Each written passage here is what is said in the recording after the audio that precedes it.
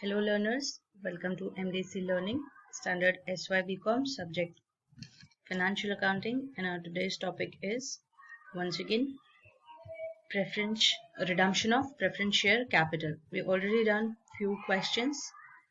There is a variety of preference share redemption questions. Now let us see one more question. We'll solve together.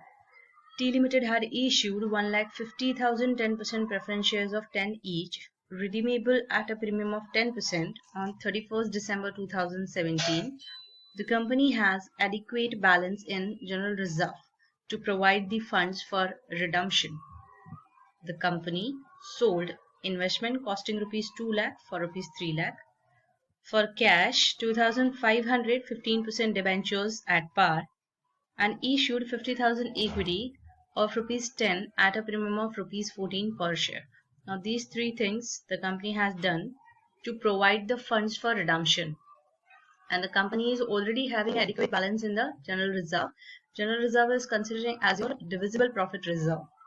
So here the company sold the investment of rupees 2 lakh for rupees 3 lakh. So here the company will get a profit of rupees 1 lakh. ठीक है, तो यहाँ पे as a working note you can do this. You can write in advance. There is a profit of rupees 1 lakh. 1 lakh रुपए का profit मिला है. कैसे पता चला 1 लाख का प्रॉफिट मिला है? क्योंकि 2 लाख का इन्वेस्टमेंट था और 3 लाख में हमने सेल कर दिया. अच्छा, रिडम्पशन कितने का करना है? रिडम्पशन तो सॉल्यूशन बनाएंगे हम लोग. यहाँ पे लिखने वाले हैं redemption of 1,50,000 10% preference shares of 10 each. ठीक है, और 10% का उसके ऊपर क्या देना है? प्रीमियम भी देना है. यानी 10 का शेयर 11 रुपए में जाएगा. ठीक है, 10 रुपए आपने पर शेयर कलेक्ट किया था, बट आप क्या करने वाले हो? आप पर शेयर रिटर्न करने वाले. 11 रुपया पर शेयर रिटर्न करने वाले. कैसे पता चला? 10% का प्रीमियम आता है ना. So here we are writing 10% redeemable preference share capital is equal to how many? 1,50,000 shares. So 1,50,000 shares multiplied by 10 each. ठीक है, 10 रुपए का एक. तो ये सिर्फ एक जीरो ऐड हो जाएगा and this will become 15 lakh. ठीक है, ये आपका redemption value.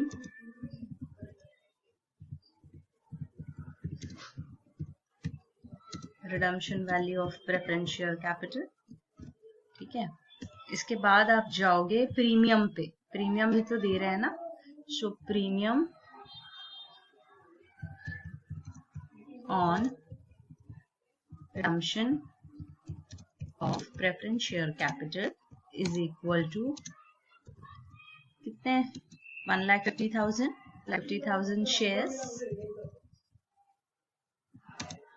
shares multiply by rupees 1 each. ठीक है, तो ये आपको आ गया 1,50,000. 1.5 लाख का प्रीमियम पेड करना है. ठीक है, दिस प्रीमियम. तो ये प्रीमियम हम लोग रिडम्पशन के टाइम पे ही देने वाले हैं. ठीक है, तो ये आपका रिडम्पशन का कैलकुलेशन हो गया. वापस से देखो, 1,50,000 10% प्रेफरेंस 10 रुपए का एक है. रिडम्पशन 10% प्रीमियम पे करना है. ठीक है, उसके लिए हमने ये वर्किंग बनाया. 10% redeemable preference share capital of 1,50,000 preference shares और 10 रुपए का एक करेंगे तो 15 लाख का redemption value of preference share capital आ गया. On that there is a 10% premium. So either you can take 10 rupees per 10%, that is 1 rupees each, and that 1 rupees is multiplied with the 1,50,000 shares, or you can directly take 15 lakh के ऊपर का 10% values 1,50,000, which is going to give a premium on redemption of preference share capital. आपके preference share capital के ऊपर आप ये premium इतना paid करोगे. ठीक है, ये हो गया.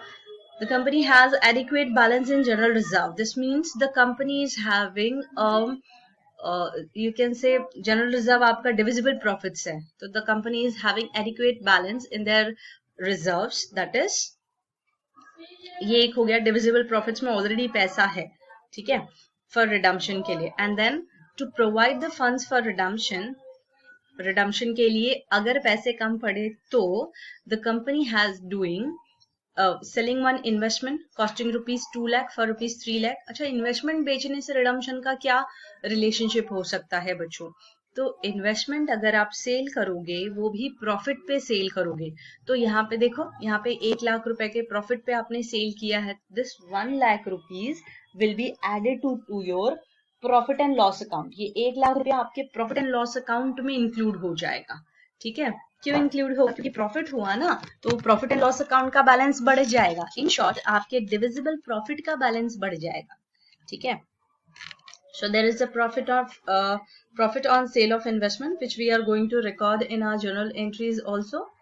Then we have issued for cash 2515% debentures at par. ठीक है, 250 डिबेंचर्स इशू किए एट पार. पार पे इशू किया है, यानी यहाँ पे वैल्यू 100 रुपए का एक डिबेंचर है एट पार ऑफ ₹100.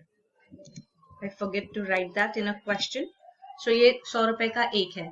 अच्छा, रिडम्पशन अगर आपने इशू किया है, डिबेंचर्स इशू किया है रिडम्पशन के लिए, डिबेंचर्स इशू किया है रिडम्पशन के लिए, तो कोई हेल्प होगी क्या? नहीं होगी. क्यों? क्योंकि मैंने आपको जूम में भी बताया, मैं वापस से आपको बता रही हूँ. ये वैरायटी हमने नो डाउट अभी तक नहीं की है, बट श्योर हम करेंगे वापस से. जब कभी भी for the purpose of redemption,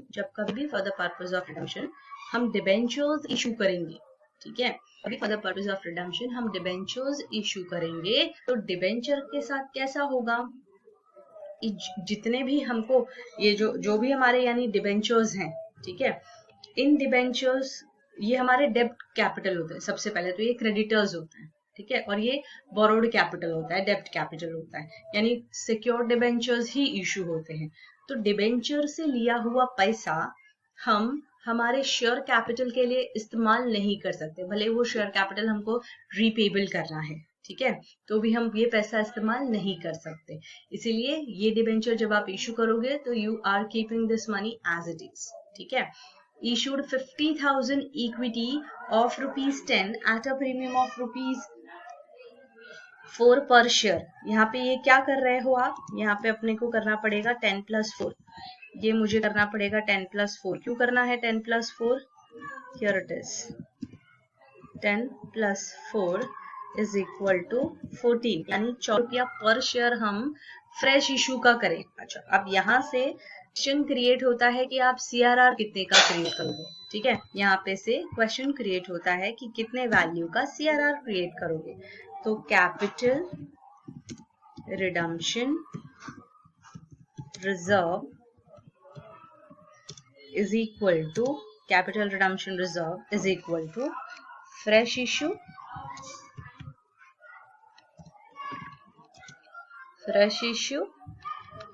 plus fresh issue capital redemption reserve is equal. So capital redemption reserve is your capital redemption reserve, that means CRR plus fresh issue मिला करके बनेंगे is equal to बनेगा redemption of preference share, ठीक है, redemption of preference share capital. So in short we are writing PSC. So ये हो गया redemption of preference share capital. तो यहाँ पे अपने को क्या चीज पता है? फ्रेश इशू पता है भाई, फ्रेश इशू, ठीक है. तो फ्रेश इशू देख लो कितने का हो रहा है फ्रेश इशू. यहाँ पे ये हमने फ्रेश इशू किया है कितने का? 50,000 इक्विटी एट 10 ईच, ठीक है. So open a bracket, write 50,000 equity of 10 each gives you कितना मिलेगा आपको? 5 लाख, ठीक है. चलो इक्वल टू रिडम्पशन कितने का है? प्रेफरेंस शेयर रिडम्पशन कितने का है? ऊपर ही दिया है भाई, 15 लाख का रिडम्पशन है, ठीक है. अब आपके दिमाग में ये क्वेश्चन इमीडिएटली आना चाहिए कि रिडम्पशन हम प्रीमियम पे कर रहे हैं, तो व्हाई द प्रीमियम का value is not included for redeemed value of preference share capital. तो उसका आंसर क्या मिलेगा आपको? उसका आंसर ये मिलेगा बच्चों कि रिडम्पशन आप एक्चुअली कितने शेयर्स का कर रहे हो, रिडम्पशन के टाइम पे आप एक्चुअली कितने शेयर्स का रिडम्पशन कर रहे हो, वो number of shares multiply by उसकी एक्चुअल फेस वैल्यू, ठीक है, वो होता है टोटल कैपिटल रिडम्पशन। उसके अलावा जो भी आप उसके ऊपर एक्स्ट्रा पे करते हो, that extra value is consider as a premium on redemption. So this premium will be adjusted through the divisible profits, and this redeemable value of preference share capital is to be adjusted with the fresh issue and capital redemption reserves.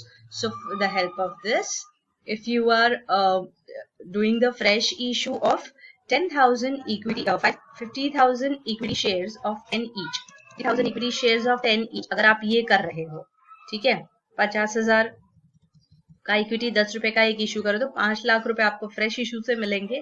Total redemption 15 lakh का करना है, उस हिसाब से capital redemption reserves आपका create होगा कितने का?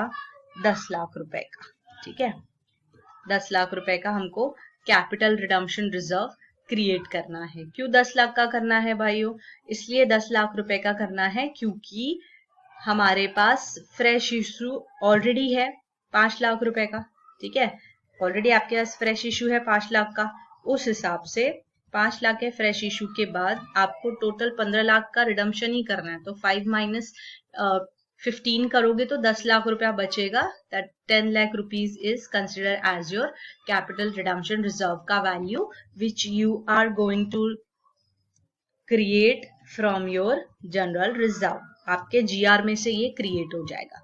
जीआर में से ही क्यों क्रिएट होगा, बाकी कहीं से क्रिएट क्यों नहीं होगा? क्योंकि क्वेश्चन में बोला है कंपनी के पास एडिक्वेट फंड अवेलेबल है, the company has adequate fund in general reserve. तो अगर कंपनी के पास एडिक्वेट फंड अवेलेबल है, कंपनी के पास एडिक्वेट फंड अवेलेबल है, तो वो और किसी रिजर्व्स के पास क्यों जाएगी? एडिक्वेट फंड उसका जनरल रिजर्व में है, तो बाकी किसी डिविजिबल प्रॉफिट की जरूरत नहीं, जनरल रिजर्व का इस्तेमाल करके वो सीआरआर क्रिएट कर लेगी। Now main part of the question is, अगर इतना वर्किंग आपका सही होता है बच्चों, तो जर्नल एंट्री आपकी बिल्कुल सही होगी और हर एक जर्नल एंट्री सही होगी, ठीक है, फिर तो कुछ भी गलत नहीं होगा। सो स्टार्ट करेंगे फर्स्ट एंट्री से। तो हमने सबसे पहले क्या किया? हमने सबसे पहले इन्वेस्टमेंट सेल किया। इन्वेस्टमेंट सेल किया तो जर्नल एंट्री क्या करोगे? पैसे आए हैं सबसे पहले, तो सबसे पहले मेरा बैंक अकाउंट डेबिट होगा, ठीक है, मेरा बैंक अकाउंट डेबिट होगा। टू क्या क्या क्या आया मेरे पास? सिर्फ पैसे आए, और पैसे आए और प्रॉफिट आया, ठीक है। सो टू इन्वेस्टमेंट अकाउंट, इन्वेस्टमेंट गया ना, देखो एसेट्स है, इन्वेस्टमेंट इज योर एसेट्स, तो एसेट्स जब आता है तो होता है, इसीलिए तो हम लोग उसको क्रेडिट करेंगे। So to investment account, to profit and loss account, ठीक है। एक आपका investment account bank account debit हो जाएगा। कितना आया आपके पास? Total 3 lakh rupees, 3 lakh rupees, ठीक है। उसमें वो 3 लाख में there is a investment of rupees 2 lakh and there is a profit of rupees 1 lakh. Clear? यहाँ तक हो गया आपका। अब नरेशन इसका क्या लिखोगे? Being investment sold at profit, being investment sold at profit, correct, ये हो गया। चलो अभी सेकेंड एंट्री लिखते हैं, ठीक है, दूसरी एंट्री रिकॉर्ड करते हैं। सेकेंड एंट्री किसकी? ऑब्वियसली इसके बाद आपने फ्रेश इशू किया है, तो you have to write the second entry for the fresh issue, ठीक है। Let us move for the fresh issue. So first you issue a debentures and after that you issue the equity. तो debenture करो या equity issue करो, पहले तो पैसा आता है, ठीक है, और जब भी पैसा आता है तो हम हमारे बैंक अकाउंट को डेबिट करते हैं। अच्छा, बैंक अकाउंट को डेबिट ही क्यों करते हैं जब भी पैसा आता है? क्योंकि ये फंडामेंटल रूल है भाइयों, बैंक अकाउंट जो है वो आपका रियल अकाउंट होता है। और रियल अकाउंट का गोल्डन रूल क्या कहता है? Debit what comes in. Debit तब करो जब वो आपके पास। हाँ, तो मैं आपको क्या बता रही थी कि क्यों हम लोग बैंक अकाउंट को हमेशा डेबिट करते हैं। तो क्योंकि बैंक अकाउंट का गोल्डन रूल मैंने आपको बोला, रियल अकाउंट, और रियल अकाउंट का rule is debit what comes in, credit what goes out. तो आप डिबेंचर्स इश्यू करो, आप शेयर इश्यू करो, आप इन्वेस्टमेंट को बेच दो, हर हालत में पैसे आने वाले हैं। इसलिए हमने क्या किया, ऑलवेज बैंक अकाउंट को डेबिट किया। तो here also to 15% DE debentures account. ठीक है, हम यहाँ पे लिखेंगे बीइंग डिबेंचर्स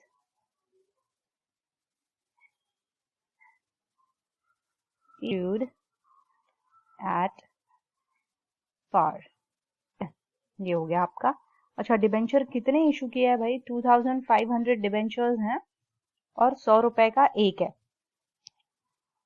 ठीक है, सो उस हिसाब से द वैल्यू इज 2,50,000। यहाँ पर भी सेम चीज, द वैल्यू इज 2,50,000। चलो, तो let us do the third entry. तीसरी एंट्री करते हैं। अब क्या इशू किया आपने? अब इशू किया है आपने इक्विटी, वो भी प्रीमियम पे। ठीक है, तो इस बार बैंक अकाउंट में कितना पैसा आएगा? इस बार प्रीमियम में 14 रुपया पर शेयर आएगा भाई। ठीक है, 14 rupees per share. So here I am going to write the calculation for you. That is 50,000 equity multiply by 14 rupees. 10 रुपया plus 4 रुपया। 50,000 equity multiply by 14। ठीक है, तो टोटल कितनी वैल्यू आएगी? 7 लाख रुपीस। ठीक है, कैलकुलेशन करते रहिएगा। तो बैंक अकाउंट ये मेरा डेबिट हो जाएगा कितने के लिए? 50,000 multiply by 14, 7 lakhs to equity share capital account and to, और क्या आएगा? to securities premium account।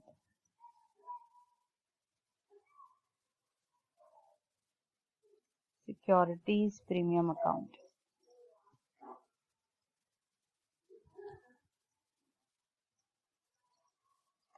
Security premium account. ठीक है, आपके पास सिक्योरिटीज प्रीमियम में कितना आ रहा है?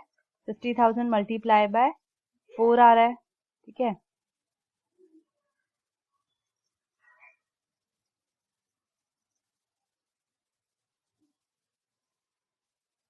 सिक्योरिटीज प्रीमियम अकाउंट, और ये रह गया आपके पास वैल्यू। इक्विटी शेयर कैपिटल कितने का है? 5 लाख का। कैसे पता चलेगा 5 लाख का है?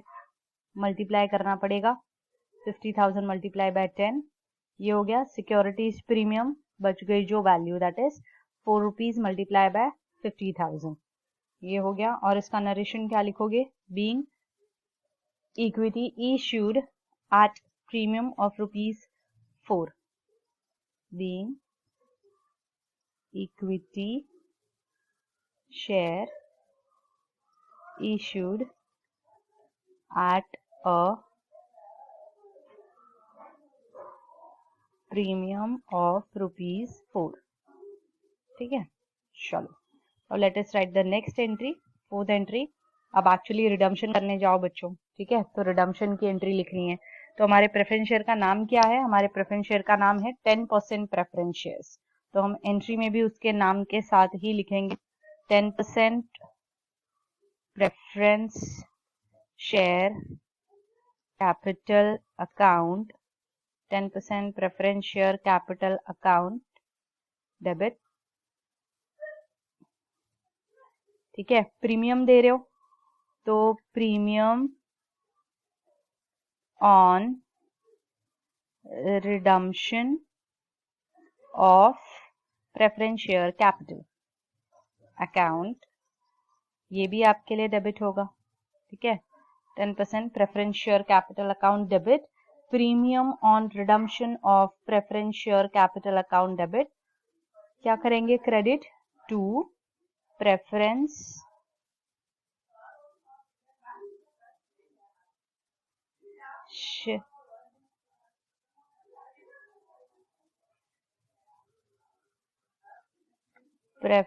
share holder account. Preference share holders account. ठीक है, यहाँ पे प्रेफरेंस शेयर होल्डर्स को देने के लिए हमने वैल्यूज उनकी कैलकुलेट की है. तो कितना वैल्यू हम दे रहे हैं उनको? As in capital we are giving them 15 lakh rupees. ठीक है, और as a premium we are giving them 1,50,000. So total how much amount we are giving? 15 lakh plus 1,50,000. It's 16,50,000. Okay, so ये हो गया आपका fourth entry. Let us write the next fifth entry. Fifth entry में actually you are paying money, है ना. तो इस बार अच्छा पहले इसका नरेशन लिखना इज इम्पोर्टेंट बच्चों. नरेशन हमने नहीं लिखा. ठीक है, तो late us write the narration first, उसके बाद फिर हम जाएंगे आगे. बीइंग प्रेफरेंस शेयर, यहाँ पे डायरेक्टली लिख देते हैं being preference share capital payable at premium. Being preference share capital payable at premium. Preference share capital को प्रीमियम पे पेड करने वाले. चलो now do the next one. Scroll करते हैं. Actually you are paying to the preference shareholders, so your entry will be preference share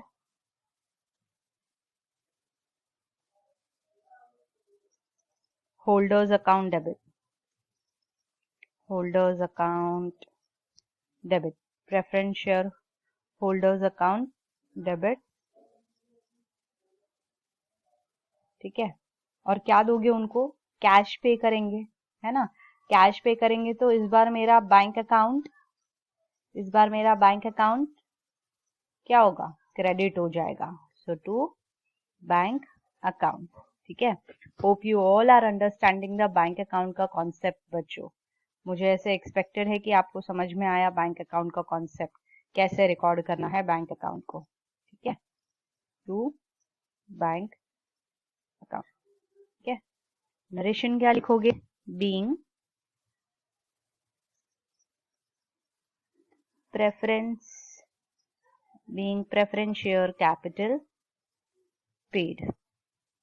ठीक है, कितना पे करना है? अभी कैलकुलेट किया था हमने 16,50,000. So here it is 16,50,000. Credit side पे भी पेमेंट करनी है with the same value 15 lakhs. Okay, sorry, 16,50,000. 16,50,000. ठीक है, चलो go to the next one. अगली एंट्री की तरफ जाते हैं. Next entry is entry number 6. Next we have to record 2 entries more. कौन सी 2 एंट्री और रिकॉर्ड करनी है?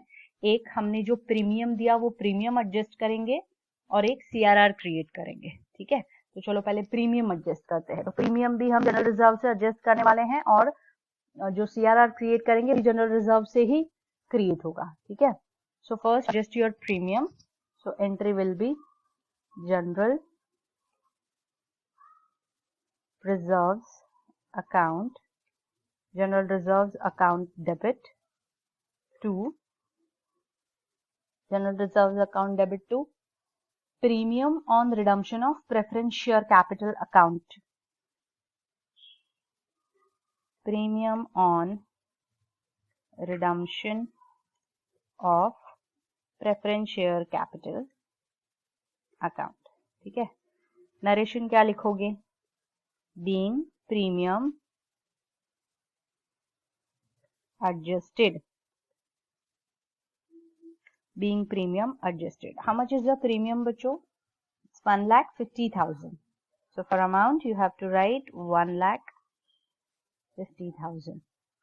On the credit side also, the amount is 1,50,000.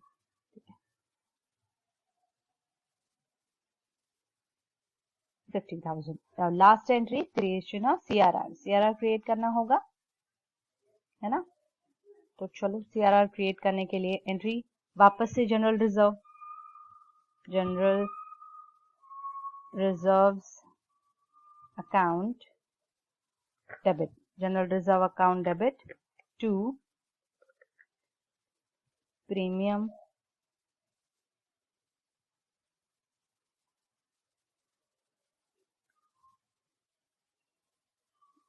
to capital redemption reserve account. Capital redemption reserve account being CRR created. ठीक है, कितने का CRR create करना है? ऊपर वर्किंग नोट में ऑलरेडी बना लिया था. CRR is of rupees 10 lakhs, not 6 lakhs, it's of 10 lakhs because 5 lakh का आपने फ्रेश इशू किया, तो फ्रेश इशू को निकाल दोगे तो जो वैल्यू बच गई उतने का CRR क्रिएट करना होता है. ठीक है ना, ये क्वेश्चन यहाँ पे फिनिश हो जाता है. So for 7 entries you will be getting 20 marks. So students, it's my request to everyone, please read this question, solve this question, and if there is any doubts, difficulties, queries, question, please ask me in personal. एक बार हम लोग shortcut में जाएंगे फटाफट से. कोई T limited था जिसने 1.5 लाख के प्रेफरेंस इशू किए, 10 रुपए का एक, ठीक है, और उसको प्रीमियम पे रिडीम करना था ऑन 31 दिसंबर 2017. ठीक है, और उसके लिए कंपनी के पास adequate balances there in the general reserve. To provide the funds for redemption, the company is first selling the investment of ₹2 lakh for ₹3 lakh. 2 lakh का इन्वेस्टमेंट 3 लाख में बेचा, तो there is a profit of ₹1 lakh. Then the company is issuing for cash of ₹2,500 15% debentures at par of ₹100. ठीक है, तो debentures issue करके company के redemption के लिए कोई हेल्प होने वाली, ये कंपनी ने ऐसे ही किया. ₹, per share you are receiving on account of fresh issue. So we have to show the journal entries in the books of T Limited. So 10% redeemable preference share capital of 1,50,000 of 10 each. Then 15 lakh redemption value of preference share capital. Then there is a premium on redemption of 10%. So आप क्या करो, 10 रुपए पे 10% लोगे तो ₹1 each multiplied with the numbers, or you can take that 10% on the total redeemed value of your preference share capital, which is 15 lakh. उसके ऊपर भी 10% लोगे तो 1,50,000 ही आएगा. The last one is the creation of CRR. So CRR, how we have to create the CRR? That is capital CRR plus fresh issue is equal to redemption of preference share capital. So you know the redemption of preference share capital value, which is 15 lakhs, and the premium is not going to added in your redemption of preference share capital's value. Why? Because the premium is adjusted with the general reserve. ठीक है, वो premium की value, वो extra value है. तो आपने जितना capital लिया है उतने ही कैपिटल को आप रिटर्न करोगे, तो रिडम्पशन यानी आप उतने का ही कर रहे हो. ठीक है, जितनी आपके कैपिटल की वैल्यू है. बचा हुआ जो एक्स्ट्रा पैसा आपने दिया है ऑन अकाउंट ऑफ प्रीमियम, वो प्रीमियम आप दूसरे डिविजिबल प्रॉफिट्स के साथ एडजस्ट करोगे, because you are giving the extra money. ठीक है, तो कैपिटल रिडम्पशन रिजर्व हम GR से क्रिएट कर लेंगे 10 लाख रुपयों का. After that we have to pass the journal entries accordingly. The procedure is to pass the journal entry is we have to go like this. ठीक है, यानी सबसे पहले इन्वेस्टमेंट होगा तो वो सेल करना है. After that if there is any fresh issue of debenture और equity, we have to do accordingly. That means यहाँ पे नंबर 2 पे पहले डिबेंचर इशू किया, नंबर 3 पे इक्विटी का फ्रेश इशू किया, तो हमने एंट्री भी सेकंड नंबर की एंट्री, फर्स्ट नंबर की एंट्री हमने इन्वेस्टमेंट सोल्ड कर दी, उसके बाद फिर हमने डिबेंचर इशू कर दिए, उसके बाद फिर हमने इक्विटी इशू कर दिया. And there is a show of journal entry in the books of T Limited. तो we have started to show the journal entries to them. हमने एंट्रीज दिखाना शुरू किया. Then we have 10% redeemable preference share capital of 1,50,000, 10 each, उस हिसाब से ये हो गया 15 लाख. और फिर 1,50,000 के प्रीमियम के बाद हमने 1,50,000 का प्रीमियम दिया हमने एंड 1,50,000 के प्रीमियम के बाद फिर हमने नॉर्मल एंट्रीज करना चालू की, ठीक है। Here it is.